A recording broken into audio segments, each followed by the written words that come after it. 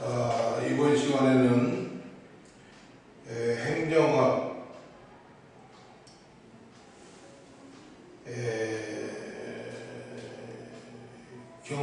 경향의 사,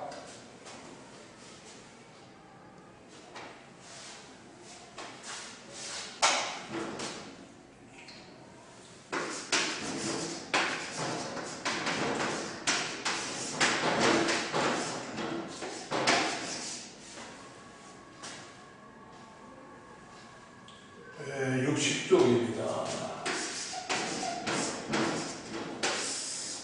경향의 사.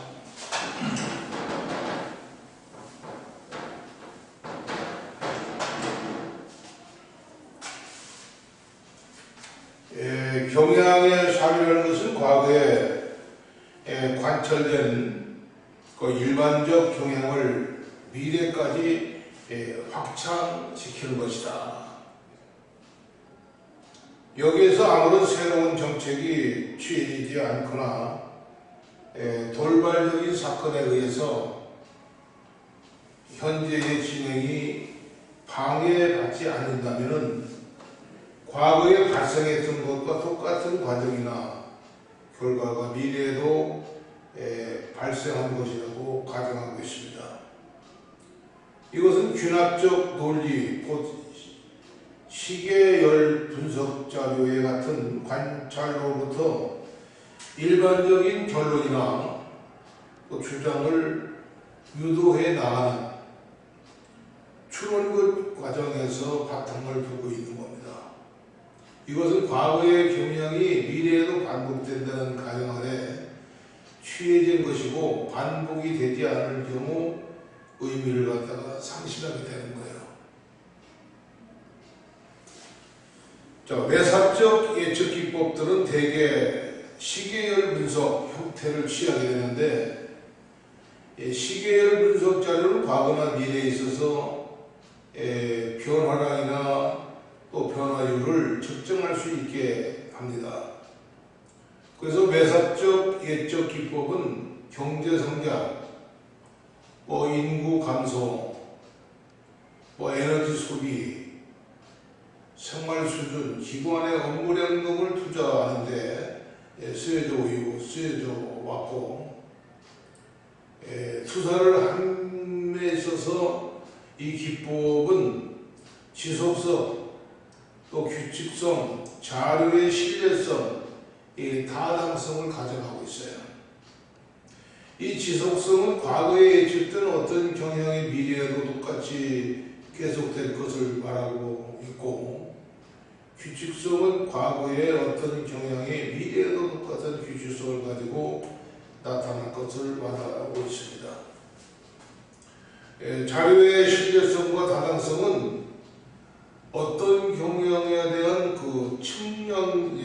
측정이 신뢰성이 있다고 타당성이 있다는 것을 말하고 있고, 이 세 가정이 충족되어야 변화에 대해서 깊은 통찰력을 낳을 수 있고, 이 가운데 어느 하나 과정이 결여될 경우는 미래는 그저 과거에 따를 것이라는, 또한 또 따라야만 한다는 시계의 보수적 환상을 낳게 되는 겁니다.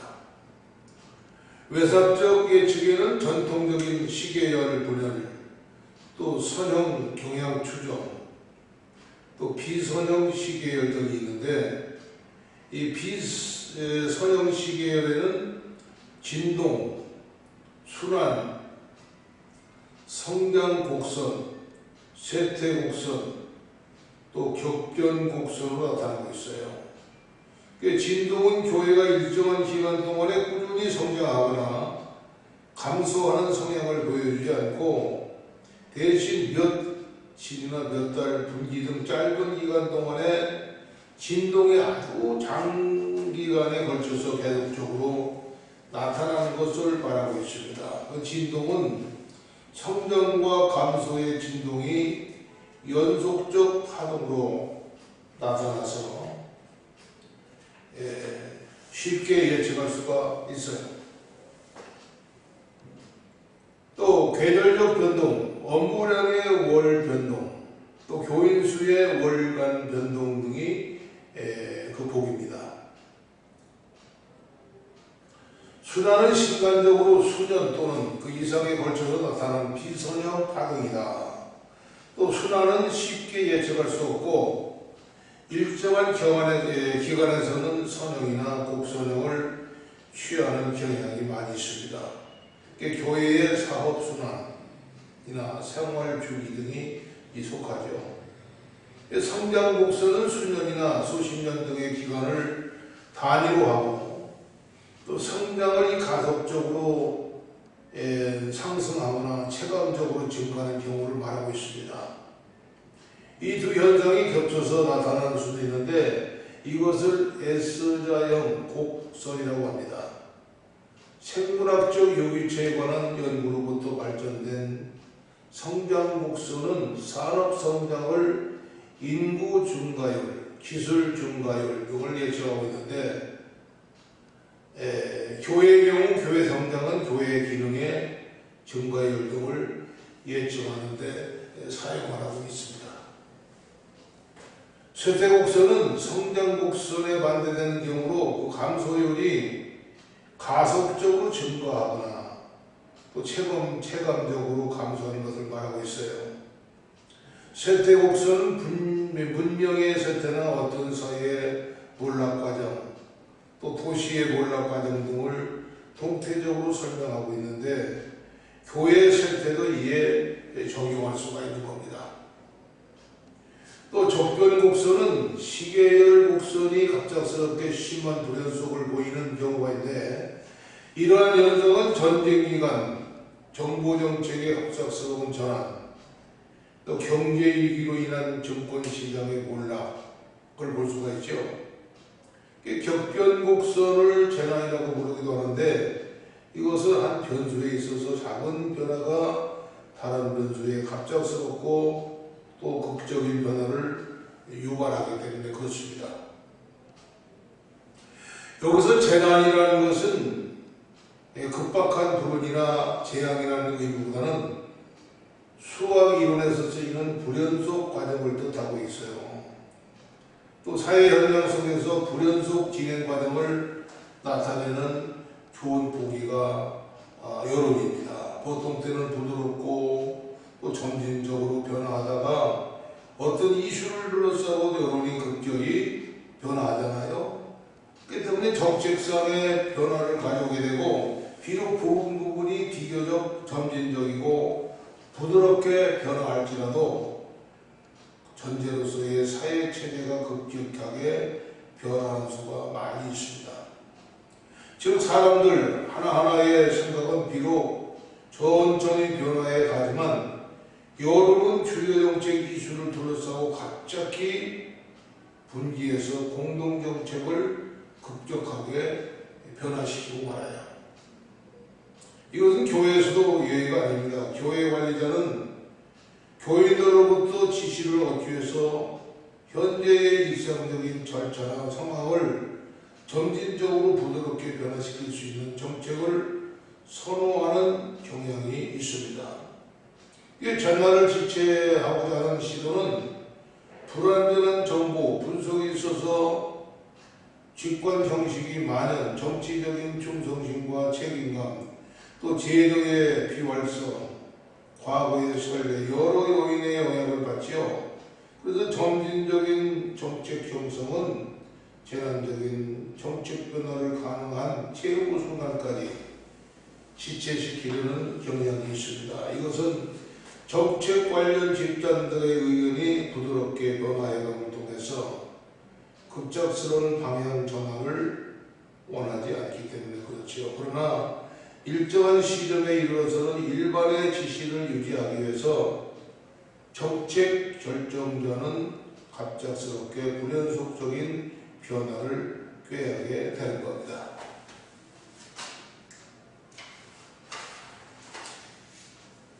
자, 이론적 과정을 봅니다. 이론적 과정.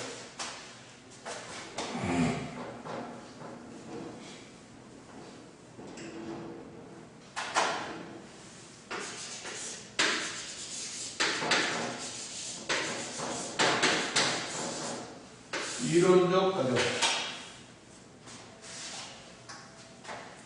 자, 이론적 과정은 한 사건의 발생을 예견할 수 있는 체계적인 구조를 갖고 있는 경험적으로 검증 기능한 일련의 법칙과 명제를 말하고 있어요. 이것은 일반적으로 인간관계의 형식을 갖고 있고 설명과 예측에 사용되고 또 연역적 논리, 곧 일반적 진술이나 법칙, 명제로부터 특별한 정보나 주장을 갖다가 추론해내는 과정을 기초로 하고 있습니다. 이론적 예측 기법은 몇 가지 이론적 가정과 여러 자료를 바탕으로 해서 미래를 갖다가 예견하는 기법인데 역사적인 일련의 상황이 다시 반복될 것이라는 가정 아래 취해지는 외사법과는 달리 여러 이론 속에 포함되어 있는 각종의 인간관계에 관한 연역적 가정을 근거로 예측이 이루어집니다. 연역적 추론은 만약 어떤 사건 A가 발생하면 하나의 사건 B가 뒤따르게 될 것이라는 논리죠.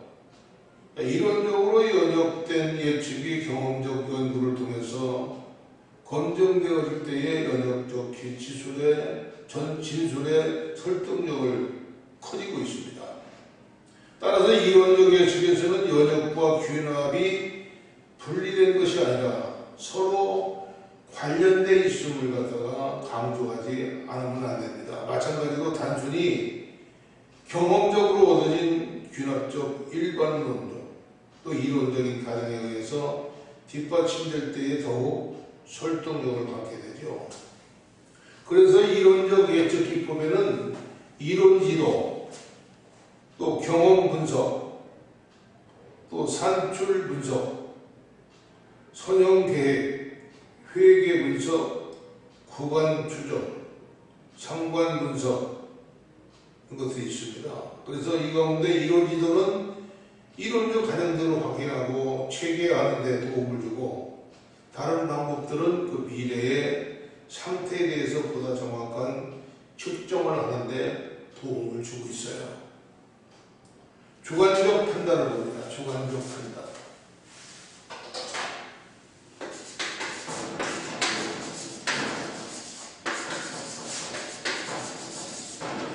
주관적 판단. 이 주관적 판단은 귀납적 추론이나 연역적 추론에 의하기보다는 내적 통찰력 또 직관력에 의해서 즉각적인 지식을 이끌어내는 것을 말하고 있어요.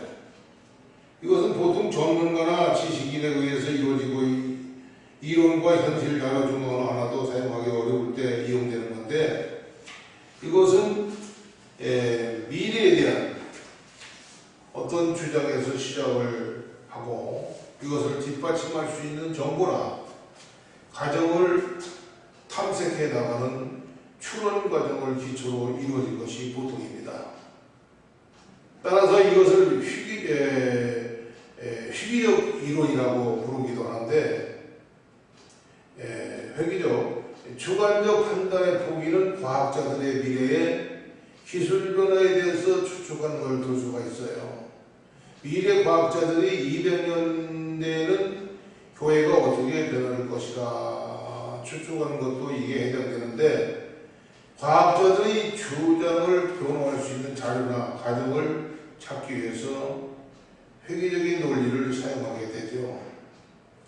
그래서 주관적 판단은 주로 경향 추정 방법을 사용하고 이것에 속한 것으로서 상호 영향법, 명목 집단법,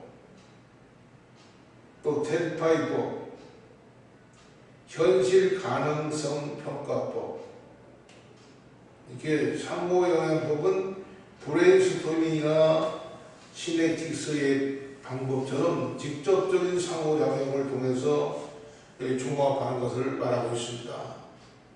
그래서 이 명목 집단법이나 텔바이법은 직접적인 상호작용 없이 전문가로서의 의견을 제시할 때 사용하고 있어요.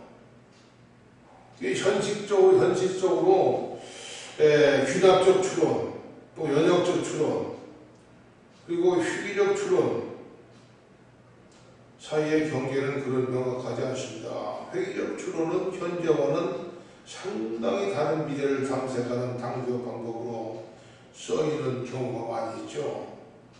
그런데 귀납적 추론이나 연역적 추론도 미래의 사회 상태에 관한 주장을 이끄는 새로운 정보나 또 이론적 가정을 나올 때 종종 사용되기 때문입니다. 그러나 귀납적 추론이나 연역적 추론은 대부분 과거의 사건에 관한 정보나 이미 수립되어 있는 과학적 이론을 사용함에 따라서 미래에 대한 사고의 범위를 제한하기 때문에 상당히 보수적인 성격을 띠고 있어요. 그 다음에 의사결정 모형.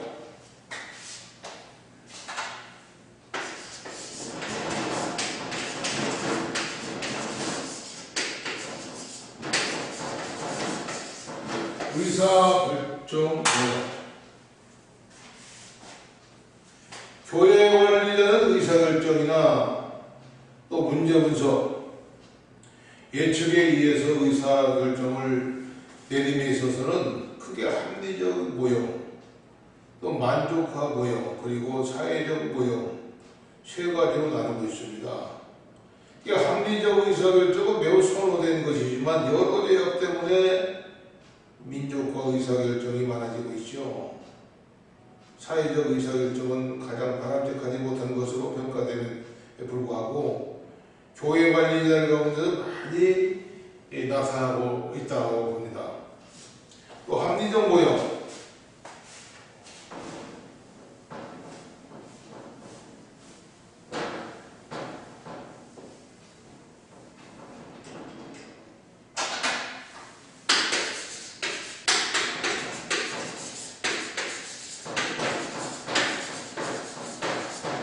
합리적 모형. 자, 의사결정에 있어서 합리적 모형은 교회 관리자가 모든 면에서 이성을 가지고 완전히 합리적인 결정을 내린 것을 말합니다. 문제와 대안을 완전히 알고 최대 대안을 결정하는데 아무런 문제가 없고 위험이나 또 오류나 또 가능성이 거의 없이 가장 바람직한 상태에서 의사결정을 낼 수 있을 때 가능합니다. 고전경제학이 합리성의 바탕을 두고 있고 또 경제적 모양이라고 부르기도 합니다만 이러한 의사결정은 환경이 안정적일 때 낼 수가 있다. 또 다음과 같은 합리적 의사결정을 내리기 위해서 교회 건축 부지, 또 매입 시 그리고 건축 설계를 의뢰하기에 앞서 해야 할 일들을 적어볼 수가 있어요. 첫째, 교회 건축 부지 매입의 유의사항입니다. 부지가 담보, 압류되어 있거나 맹지, 길이 없는 부지가 아닌지 확인을 해야 된다는 겁니다. 또 교회를 지어도 문제가 없는 부지인지 군구, 시청, 건축회에 확인을 해야 됩니다. 그 다음에 지주와 건물주가 동일한지 또 지주와 땅 사용자가 동일한지 확인을 해야 됩니다. 또 민원의 가능성이 있는지 충분히 검토해 봐야 되고 일반이나 수령이 있는 부지는 안반이나 수렁이 있는 부지는 피해야 된다는 겁니다. 지역교회와의 근접거리를 반드시 또 확인을 해야죠. 또 건축 설계를 의뢰하기 위해서 해야 할 일들은 지질검사, 안반의 여부, 집안, 또 연약의 여부를 확인한 후 설계를 해야 되고 설계자 선정, 교회 건축에 경험 있는 설계자에게 맡겨야 한다는 겁니다. 특히 이전에 그 설계자에 의해서 건축된 교회 설계도를 검토를 해봐야 된다. 설계교의 특수성을 고려해서 설계할 수 있도록 해야 된다. 또 경비, 전체 경비의 70% 정도는 준비된 상태에서 시작을 해야 됩니다. 또 책임자, 교회 내 책임자를 선정해서 한 책임자를 통해서 일이 진행될 수 있도록 해야 된다.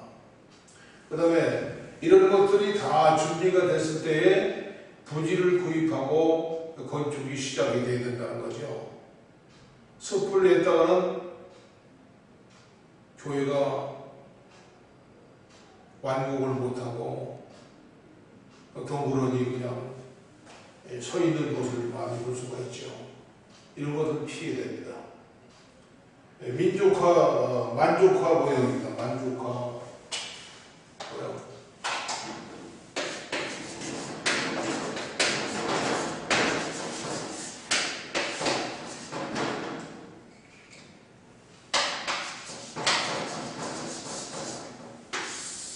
만족화 모형. 자, 만족화 모형은 사이먼의 경제적 모형의 비현실성을 지적하고 이에 대한 대안 모형으로 제시가 되고 있죠. 그에 따르면 인간은 지적 능력의 한계 때문에 문제를 완전하게 파악하고 그에 대한 모든 대안을 완전히 할 수가 없고 또 실제 세계도 제한적으로 인식할 뿐이고 대안을 선택함에 있어도 기대가치를 극대화시키기보다는 그만하면 만족하는 선에서 결정하는 상황이 있습니다. 이 만족화 모형은 판정이 불안정해지면서 더욱 설득력을 지니고 있어요. 또 교회 관리자가 합리적으로 의사결정을 하고자 해도 조건이 여의치 않아서 차선의 대안을 택할 수밖에 없을 경우에 해당합니다. 사회적 모형입니다. 사회적 모형.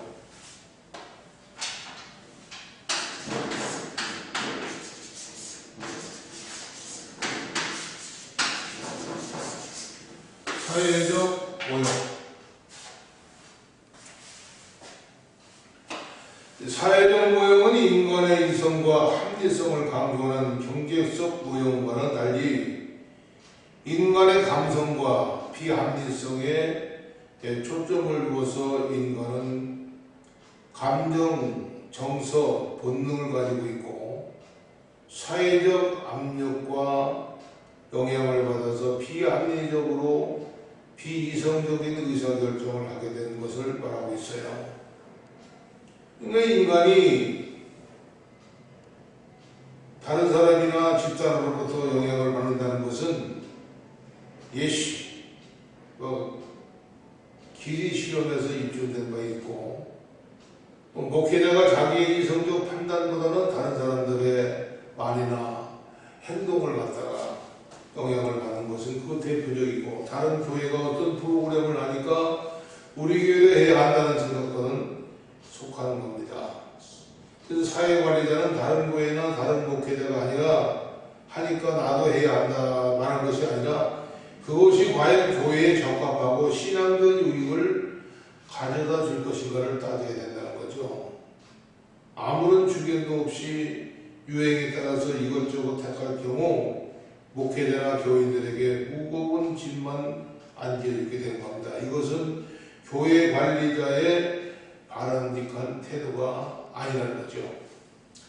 지금까지 문제의 합리적 분석 방법과 의사결정 방법을 살펴봤는데 교회 관리자는 분석 능력과 함께 판단 능력을 가지고 있어야 되고 이 관리자는 하나님이 주신 이성적 탤런트를 최대한 발휘해서 관리하고 인간의 합리적인 판단을 해결할 수 없는 경우에는 하나님께 나가는 모습의 삶을 살아야 한다는 거죠.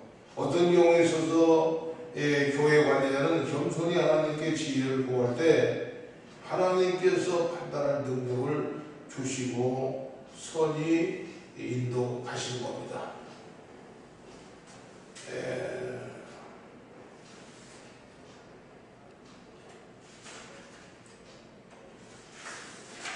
이제는 6번 73쪽입니다. 교회 조직과 대의 민주제도.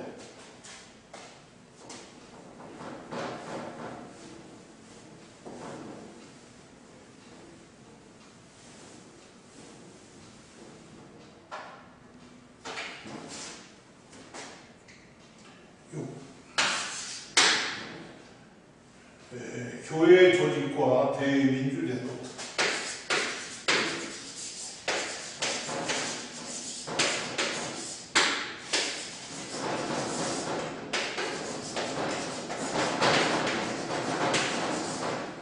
교회 조직과 대의 민주제도 73쪽입니다.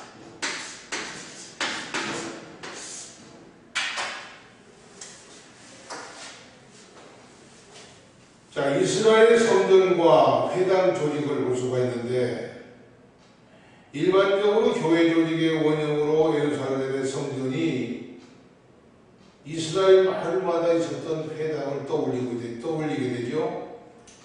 자, 원래는 성전 하나만 존재했지만은 바벨론 그 포로기 중에 성전 중심의 종교 활동을 할 수 없게 되어서 회당제가 발전하고 각 곳에 회당이 있게 됩니다. 이 두 형태 모두 역사적으로 교회 조직의 발달과 연관되지만은 개교의 측면에서 보면 회당 조직이 성전보다 더욱 밀접한 관계를 가지고 있음을 우리가 알 수가 있어요.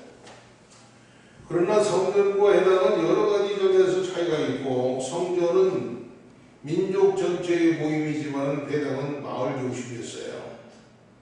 그래서 예루살렘 성전에는 아무나 들어갈 수 없지만 마을마다 있는 회당에는 누구나 다 들어갈 수 있었습니다. 이 성전에는 제사장이나 레위인들이 모든 일을 맡아서 처리하지만 회당은 특정인이 정해져 있지 않습니다. 그렇다고 모든 사람이 회당일에 참여한 것이 아니라 장로들을 뽑아서 그들로 하여금 일을 하도록 했어요. 그래서 성전에는 하나님과의 인간들의 수직적 관계가 강조되지만 회당은 수평적 인간관계가 강조됐습니다. 회당을 못한 순위국에 원래 만남의 집이죠. 기도의 집이죠. 그런 뜻으로 가까이에서 나무 밑에서 어느 건물 곁에서 그리고 들판에서 기도하는 장소로 사용하기 시작할 때 불리기 시작한 말이에요. 이것은 마치 우리 개교회가 출발하던 모습과 매우 흡사합니다. 회당은 아브라함과 그의 후손이 하나님의 언약 안에서 한자리에 모여서 교제하고 또 모임 기도도 하고, 마을 사람들은 의무적으로 이곳에 참여를 해야 했습니다. 회당은 마을 사람들의 생활 중심이었다. 회당은 또한 영적 생활의 중심이기도 하고, 회당의 예배는 성전 제사와는 아주 다르되 회당의 예배는 성경을 읽고 해석하고 기도하고 찬송했어요. 그래서 회당 예배는 성전의 제식에 의해서 자유로웠다. 성전 예배는 제사장이나 들이 주관하지만 회당 예배는 장로들이 주장했죠.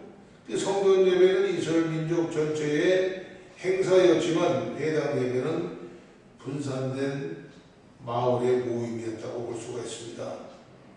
자, 회중은 안식일뿐만 아니라 수시로 모여서 예배를 드리고 종교적으로 의문이 나는 것을 묻고 또 토론도 하고 또 율법을 함께 연구하기도 하고, 오늘날 개교의 입장에서 볼 때 성전 예배보다는 회당 예배가 더욱 친근함을 주는 걸 볼 수가 있어요.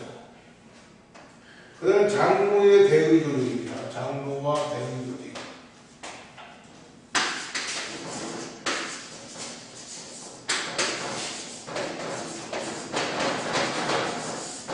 장로와 대의 조직.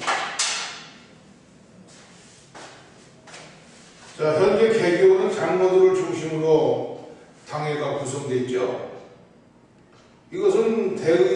이스라엘은 역사적 성경적 배경을 가지고 있습니다. 그래서 이스라엘은 기본적으로 백성들의 대표로 구성된 대의제를 기본으로 하고 있어요. 그 이 대의제도가 바로 뭐냐? 장로직입니다. 이스라엘 장로들은 백성을 대신해서 말을 하고 행동을 했어요. 출애굽 당시 70인 장로들은 회중의 지도자로서 모세를 돕기도 했지만은 백성들의 원망을 모세에게 그대로 전하기도 했습니다. 그래서 이 70인의 회의는 온 이스라엘 대표로서 모세로부터 명령을 받고 자기 직무를 수행했습니다. 포로 시대 이후에 회당의 회중들은 장로들을 직접 뽑아서 회당의 일을 하게 됐죠. 대의 조직은 이스라엘의 모든 조직의 기물을 통해서 대의 형식은 계속 이어졌고 그들은 대의제를 하나님의 백성으로서 하나님의 뜻을 가장 수행을 할 수 있는 것으로 간주했습니다. 이 제사장들은 그들의 삶의 터전과 또 먼 성전에 있었고 또 선지자는 늘 일어나는 것이 아니었습니다. 따라서 장로들을 그들의 지도자로 세우고 그들의 뜻을 대표하는 대의원으로서 삼았어요. 오늘날 교회 민주성은 회당을 다스리고 회당의 교육을 감당할 수 있는 사람을 모아서 그들로 하여금 회당을 운영하게 된 대의 민주체제의 바탕을 두고 있습니다. 장로들은 히브리 말로 뭡니까? 자켄이죠. 자켄. 이들은 젊은 사람보다 지혜와 경험이 많아서 사람들을 판단하고 지도를 하는데 적합했고 또 책임감도 뛰어난 주위 사람들로부터 인정을 받았어요. 이 같은 인정은 아브라함의 재산 관리를 맡은 늙은 종을 받은 것과 매우 흡사해서 때로는 족장 시대의 늙은 종을 장로의 기원으로 삼기도 합니다. 이 장로들을 선출할 때 비교적 나이 든 인물을 뽑는 것은 이 때문이었습니다. 장로의 권위는 장로 한 사람에게 있는 것이 아니라 여럿이 모여서 충노를 모으게 돼 있어요. 이것은 단순한 자치적 조직보다는 하나님의 뜻을 모은다는 데 의미가 있는 겁니다. 한 장로는 어떤 회무도 결정하지 않았어요. 회장들로부터 선출된 장로들은 상해인,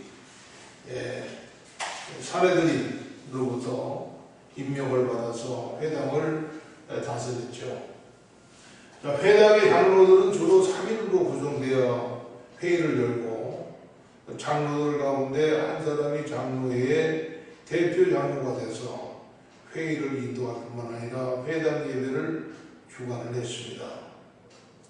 제사장이 예배에 참석할 경우에 그로 하여금 민수기 6장 22절과 27절을 말씀 따라 죽도록 하였고 제사장이 불참했을 경우 회당의 장로들 가운데 한 사람이 기도함을 통해서 예배를 끝냈습니다. 대표 장로는 회중으로부터 존경받는 것으로 끝나지 않는데 다른 장로와 똑같은 의무와 권리를 가졌다. 이 대표 장로와 아래 장로들은 크게 다스린 장로와 가르치는 장로를 구분했죠. 이 다스리는 장로들은 행정과 경영, 징계 그리고 구제 사업을 했습니다. 회중들에게 범법 행위가 있을 경우 계명은 물론 추방의 시기도 있었다는 거죠. 근데 이것은 뭡니까? 오늘날 당회가 어디서 유리했을까를 보여줍니다. 장로들 가운데 가르치는 인물을 맡은 장로들에게 안수를 해서 따로 세웠어요. 그러나 그들은 목사로 세움받는 것은 아니고 제사장처럼 기름 받지도 않습니다. 가르치는 장로들을 서기관이라 했는데 이것은 특별히 성경과 전통에 대해서 교육을 받는다. 자, 사도들을 포함해서 모든 유대인들은 회당 생활을 했던 그러한 사람이 있는데 베드로 요한도 회당에서 장로로 피선된 적이 있었죠. 바울도 경력을 보아 장로로 피선됐을 것으로 추측되고 있어요.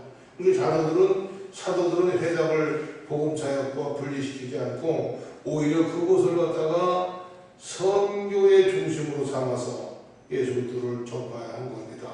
회당에 많은 사람들이 모여서 회개하는 역사가 일어났죠.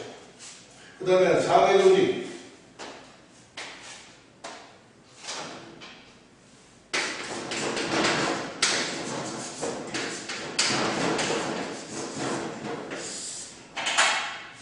상해조직.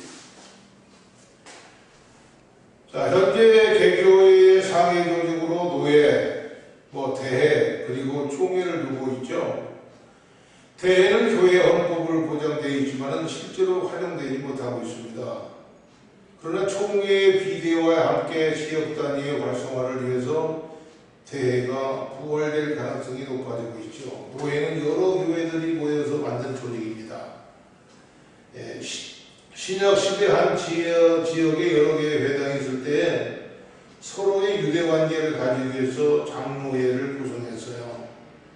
이 회는 각 회당에서 대표로 뽑힌 장로들로 구성된 것으로서 회당들 사이에 연합하는 일뿐만 아니라 각 회당의 문제점들을 협의하고 하나님의 뜻을 구했죠. 이것을 보아서 노예도 대의 조직임을 알 수가 있어 노예 회장은 1년에 한 번 선출해서 9월부터 임무를 수행하도록 했습니다. 9월은 이스라엘 사람들에게 있어서 새해 세 달이 해당하기 때문입니다.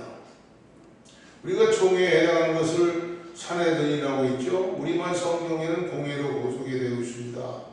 사내들이는 원로원을 뜻한 마게도니아 시네드리에서 나왔고 헬라어로 수네드리온이라고 합니다.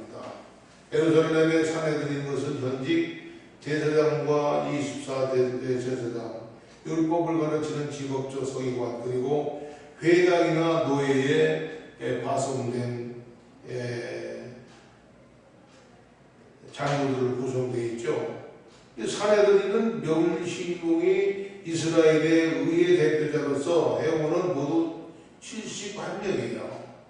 그러니까 예루살렘의 사내들이 아래 몇 개의 지방 사내들이 있지만 그 규모는 작고 권위도 그 아래에 있었습니다. 그러니까 예루살렘 사내들이는 이스라엘 온 지역뿐만 아니라 국외에 흩어져 있는 모든 유대 회당에 대해서 권한을 행사할 만한 큰 막강했습니다. 정치적으로 보면 국회에 준하는 역할을 했다는 거죠. 자, 그러면 사도 시대에도 예루살렘에서 총회를 가졌죠. 당시 총회는 모세의 율법을 따라야 하는 교회의 교리적 문제를 놓고 바울과 바나바 사이에 다툼이 있었고 사도와 장로들이 소집이 됐어요. 그러니까 바리새파 사람들은 이방인에게 할례를 주고 모세의 율법을 지키라 명한 것이 마땅했습니다. 그러나 베드로는 예수의 은혜로 구원받는 것을 강조했고 또 야고보도 구약을 인용해서 복음의 진수를 말했습니다. 이 회의에 참석한 사람은 대의원들이었어요. 안디옥 교회는 사도들과 몇몇 장로들을 선정을 해서 총회로 보냈고 총회 결과를 보도록 했습니다. 지금까지 우리 교회의 조직을 이스라엘의 회당, 노예 그리고 총회에 비추어 살펴봤는데 이 모든 조직은 교회 조직이 기본적으로 민주적인 대의적 제도를 바탕으로 하고 있고 삼삼제도의 원리로도 여기서 파생되었음을 알 수가 있어요. 삼신제도. 자, 장로교회를 비롯한 모든 개혁교회는 이러한 조직 제도를 갖다가 받아들여서 시행하고 있고 또 장로교회 회당 조직 체계만을 도입하고 있지 않는가, 오히려 성전과 회당의 양면성을 함께 가지고 있습니다. 그러나 교회 조직과 운영이 이처럼 민주적 질서에 바탕을 두고 있다는 점을 우리가 잊어서는 안 된다는 겁니다. 그 다음에 신정과 민정. 신정과 민정.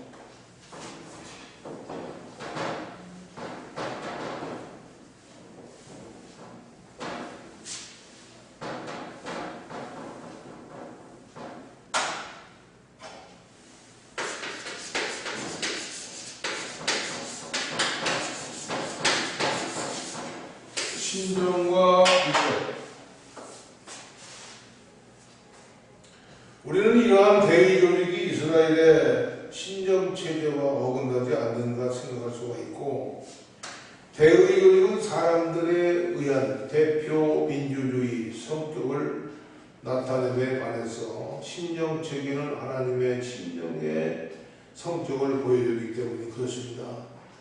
그러나 이스라엘은 친정국가이면서도 민정국가라는 점을 이해하지 않으면 안 돼요.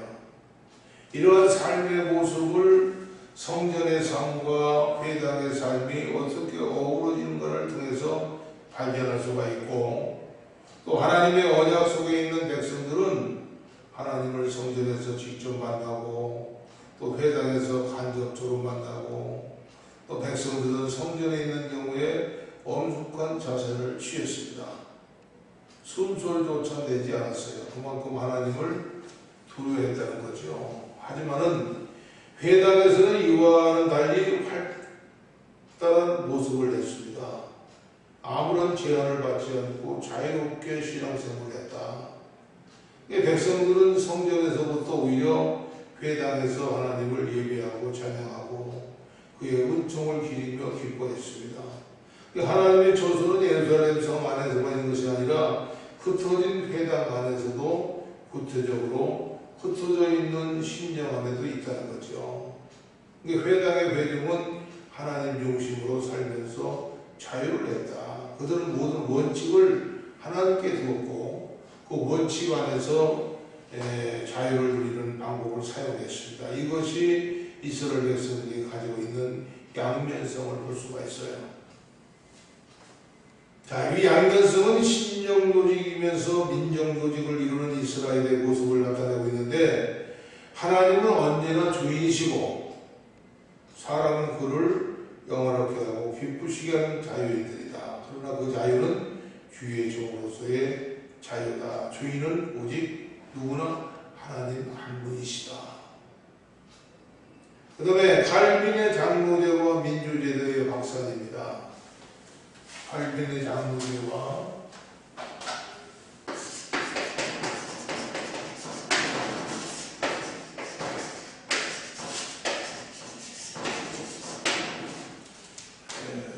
민주제도의 박사.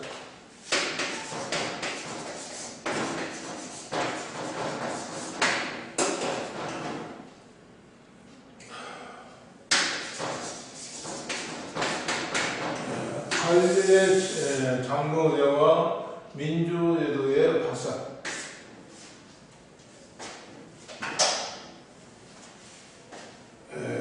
장로교회는 민주주의의 바탕을 두고 있죠. 그러니까 칼빈은 독재나 전제 정치에 대해 반대되는 대의 민주 정치를 표방했습니다.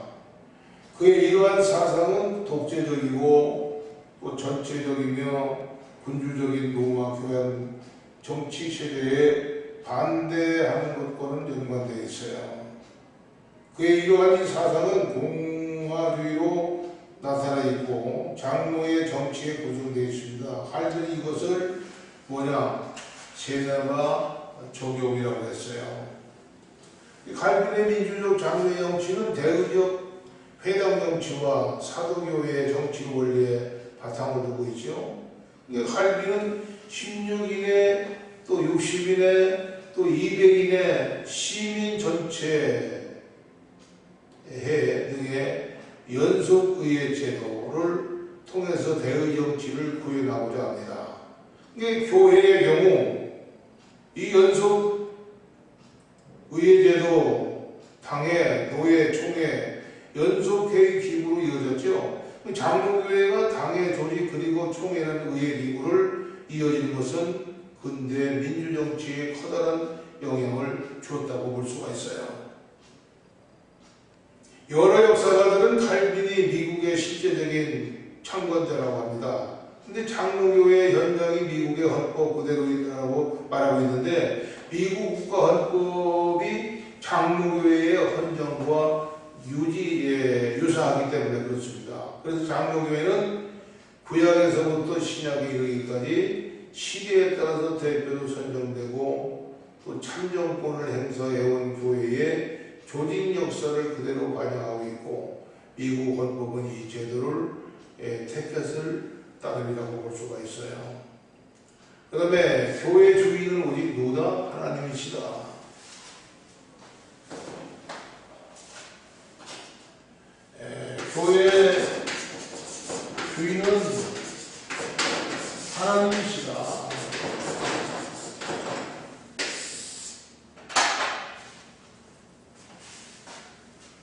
자, 교회 조직은 근본적으로 개교의 노예 총회죠. 이러한 연속적인 조직책에 따라서 지위와 권한 그리고 책임이 주어지죠.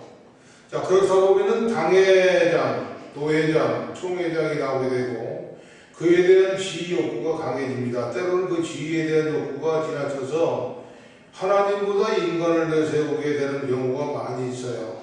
그래서 교회 조직의 목적은 하나님의 뜻을 바르게 세워나가는 데 있다. 따라서 그 어떤 경우에도 인간적인 것을 앞세워서는 안 된다는 겁니다. 목사든 장로든 집사든 모든 하나님의 종이 불과해요. 교회 주인은 목사도 아니고 장로도 아닙니다. 오직 하나님 한 분이시다. 교회는 주인은 하나님 한 분이시다. 그럼에도 불구하고 목회자는 목회자 나름대로 권위를 내세우고 장로는 장로대로 권위를 내세우자 하는 교회가 많이 있죠. 서로 주인이 되겠다고 싸움을 벌입니다. 이것은 성경적이 아니라 교회는 타락한 인간의 주인 노릇하는 곳이 아닙니다. 타락한 사람들은 자기가 하나님이 돼서 군림하고자 합니다. 하나님 위에 서서 순종을 강요하지요. 교회는 인간의 뜻이 아니라 하나님의 뜻을 이 땅에 이뤄나가는 하나님 나라입니다. 우리는 그 백성들을 갖다가 또 하나님의 기뻐하시는 방법으로 살아가야 한다는 겁니다. 하나님 나라는 교황도 감독도 목사도 장로도 교인도 주인이 아니다. 그 나라의 주인이나 통치자는 오직 우리 주 예수 그리스도뿐이시다. 장로에게는 이것을 고백하면서 오직 그에게만 영광을 있기를 바라는 것입니다. 할렐루야. 오늘은 여기까지 하겠습니다. 감사합니다.